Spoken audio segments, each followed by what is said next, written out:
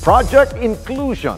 Yan po ang pangalan ng grupong umusbong dahil sa pagnanais na magkaroon ng kapasidad at makapagbahagi ng talento sa mga may kapansanan sa kanilang komunidad na walang anumang balakid. At ang layunin nito ang patuloy na isanasa buhay ng grupo para sa mga persons with disability. Ang ating tampok na Certified E-Responder, makikilala na. Kung sila ay mabibigyan ng pagkakataon, kung sila ay mabibigyan ng access to these opportunities, and if given the right condition and the right support, they will be able to be productive members of society. Pangamba para sa kinabukasan ng kanyang sariling anak. Ito nagtulak kay Grant para makagawa ng isang kapaki-pakinabang na advokasya sa mga persons with disabilities. Ito ang Project Inclusion. Ako si Grant C. Javier. Ako ang Executive Director ng Project Inclusion Network. At the same time, I'm the lead convener and founder as well of the Philippine Business Disability Network. I'm a father of a son with autism. My son is named Pablo, and right now he's already 15 years old. But when he was 2 years old, he was diagnosed with autism. And a lot of questions came to mind. Naku, paano to? Ano ba itong autism? Marami kami hindi alam dahil first time na namin. Paano kaya sila paglaki nila? Paano na si Pablo pagdating ng panahon na magtatrabaho na siya at wala na ako? Who will take care of him? Will he be able to take care of himself? Will the society, will the companies be able to take him in para makapagtrabaho siya at mabuhay? And not finding any solutions din, sabi ko dapat meron akong gawin.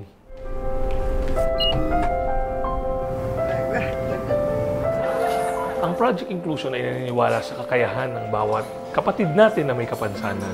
So they are not seen as a burden, they are seen as assets. And in this case, they are untapped assets of our society. So what Project Inclusion simply does is ilabas natin ang galing na yun na talaga namang meron na sila. Taong 2013, nang simulan niyang buuin ang isang proyekto na makatutulong sa kanyang anak at sa marami pang miyembro na may kondisyon na autism spectrum at yan ang pagkakaroon ng access sa trabaho sa mga pampubliko at pribadong kumpanya.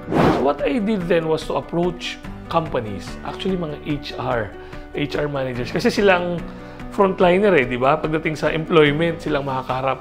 So I did a survey before sa PMAP, People Management Association of the Philippines. And I tried to learn kung ano ba ang kanilang pananaw tungkol sa pag-employ ng persons with disability. And isa sa lumalabas sa survey ko is that persons with autism, persons with Down syndrome, those with intellectual and neurodevelopmental disability are the least preferred in terms of employment.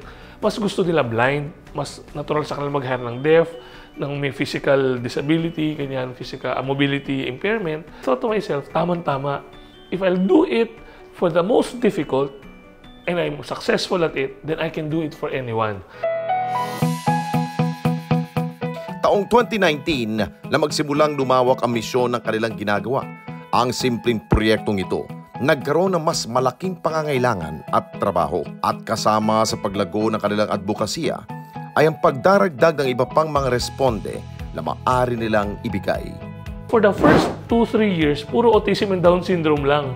Up until mabalitaan, bandang 2016, nabalitaan na ng ibang grupo, ng ibang mga kapatid natin na may kapansanan, and they came knocking at our doors. And sabi namin, of course, sa pangalan pa lang, Project Inclusion, di ba? Wala ngang maiiwanan, walang matatangi, lahat pwedeng sumali, lahat ng may kapansanan. So right now, we cover all different types of disability, those that are visible, yung apparent, and the invisible non-apparent. So that includes pati psychosocial. Diba? So, kung ikaw ay merong ADHD, kung ikaw ay merong severe anxiety disorder, depression, clinical depression, basta meron ka medical certificate and proves that you have this type of disability, pwede kang makasali dito. Pasok ka sa lahat ng aming programa.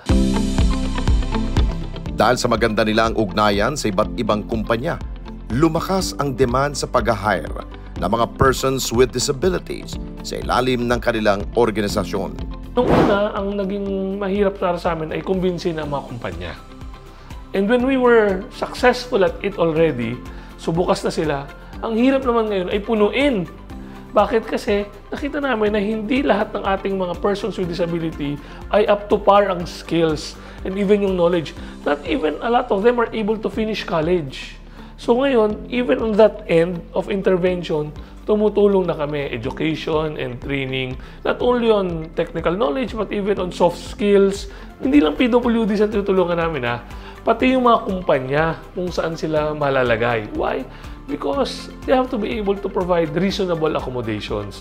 They have to be able to maximize the potential of the persons with disability. This is not about charity. Natural para sa ating mga Pilipino ang maging mabuting loob, maawain. Pero that is not sustainable. At the end of the day, for businesses, it has to be a good business decision. Di ba? Tatanungin nila, anong return on investment? Ano bang makapapala namin dyan? Ba't kami mag-i-invest on hiring persons with disability? Pwedeng hindi naman.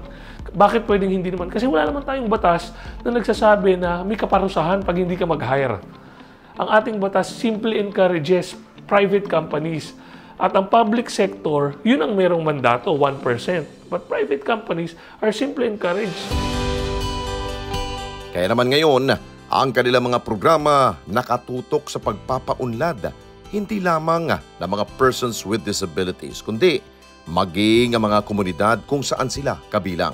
We have a pool of persons with disability, so they sign up with us, and then we gather them in a pool and we do a career readiness assessment with them. Pangalawa ay yung education to employment program namin. Meron kami mga scholarship programs.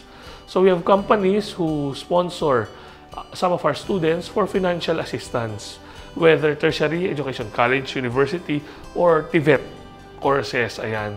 We ask groups of persons with disability to come together in their community to come up with a business. Diba?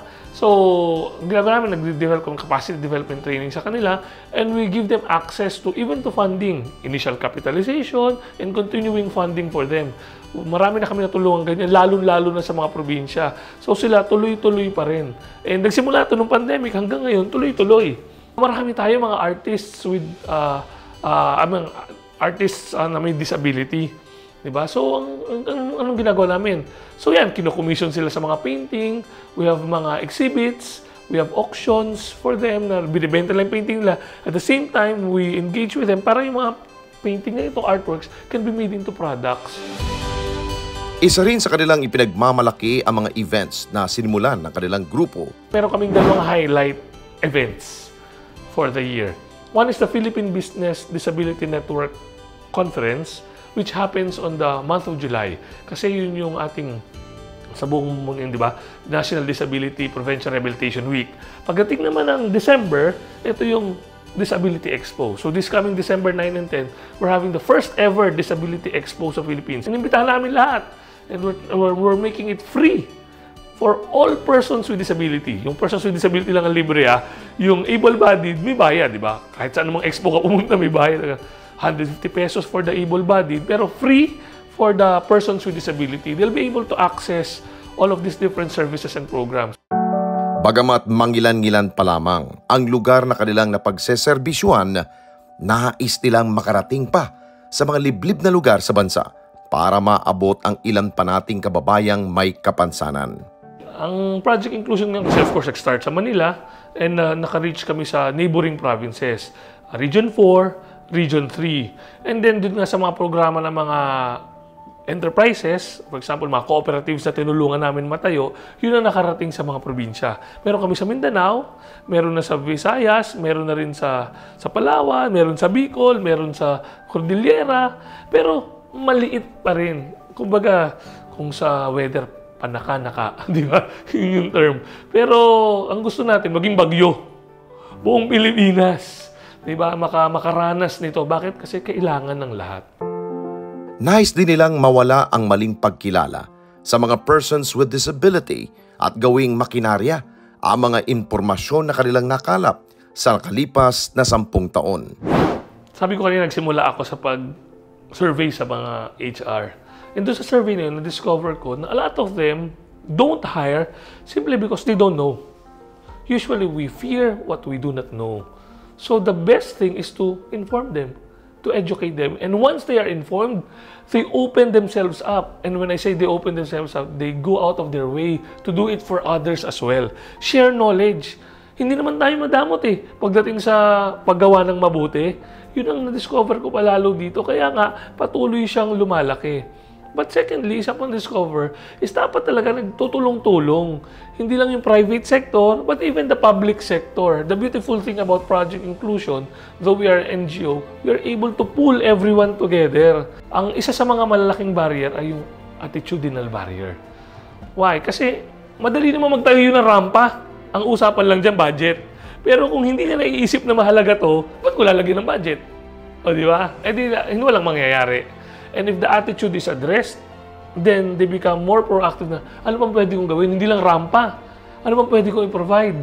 And then I discover that later on that, oh nga, nagbe-benefit din ako dito, then it becomes available for everyone. Isa lamang ang mensahe ng kanilang pagtulong, ang mamulat ang bawat Pilipino sa kakayahan ng bawat isa, may kapansanan man o wala. Kaming tagline sa Project Inclusion. Una-una, for persons with disability, we tell our partners, embrace abilities, change lives. And mind you, they really have abilities. And not only will their lives be changed, but even those who embrace them, their lives are changed. Because even up to now, my life is changing. The word inclusion starts with the letter I. I, individual, ako. It starts with me. We don't have to look at the other person. It starts with me, opening up my mind, opening up my heart. But at the heart of the word inclusion are the letters U and S, which is us. Inclusion cannot happen if we do not work together. So it's the work of all, building an inclusive Philippines, building an inclusive society. It is everyone's role, it's everyone's responsibility. Malaki ang kanilang paniniwala na hindi ito kakayanin lamang ng kanilang grupo. Kaya naman, hinihikayat nilang lahat na makiisa at suportahan ang kanilang advokasya. Buksan po ninyo ang inyong mga puso sa gawain para po sa mga persons with disability. Dahil po, sila po ay kagaya natin. Madalas sinasabi na sila ay kakaiba. They may be different, but not less. We all share the same dignity. And kung anumang karapatan na meron kayo, ay meron din lahat ng mga kapatid natin na may kapansanan. Kaya narito ang Project Inclusion para ma-ensure na ang karapatan na yun at ang mga pagkakataon na yun ay makarating sa kanila.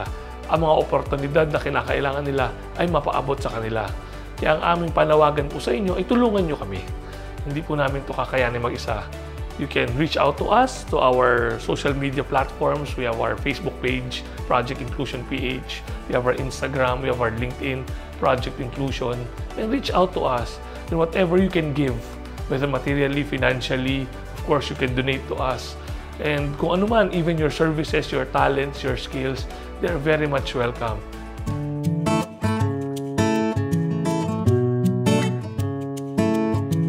Hanggang lahat ng mga persons with disability sa Pilipinas ay matanggap kung anong dapat para sa kanila, which is access to all of these opportunities. I really pray that one day mawala si Project Inclusion. Anong ibig sabihin nun? Yung hindi na kami kailangan. Kasi nangyayari na siya. Pero hanggat hindi nangyayari siya, patuloy namin siyang gagawin. Expect that we will reach more. You know, we want to reach the whole Philippines hanggang sa kasulok-sulukan. Diba? Marating namin yan. Hindi sila naiiba sa atin at ilang beses na nilang napatunayan na ang mga katulad nila may puwang sa mundong ating ginagalawan. Kailangan lamang nating bigyan sila ng pantay na oportunidad at pagkakataon na makasabay sa normal na agos ng buhay. Kami ang Project Inclusion Network, Certified E-Responder. Mga kababayan, salamat po sa inyo pong pagsubaybay sa Responde Mata ng Mamamayan. Para mapanood pa ang iba pa naming pagresponde sa ating mga kababayan, i-click lamang ang subscribe button at i-follow lamang ang Net25 social media pages at Net25 TV.